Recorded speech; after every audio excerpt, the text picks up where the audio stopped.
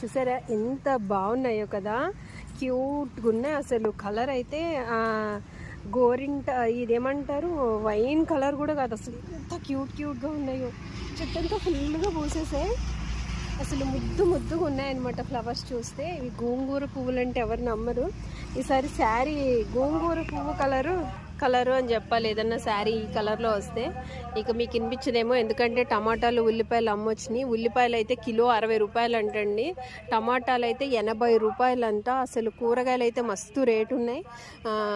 మేము వేసాం కానీ ఇంకా అంతగా ఏమి గ్రోతింగ్ ఇంకేం రాలేదు, కొంచెం కాస్తున్నాయి. గోంగూర, కొద్దిగా తోటకూర అండ్ బెండకాయలు, బీరకాయలు ఇలా కాస్తున్నాయి అన్నమాట. ఇవన్నీ కూడా చాలా గుమ్మడి పాదులు వచ్చాయి కానీ వర్షం లేదు, ఎండ ఫుల్ ఉంది.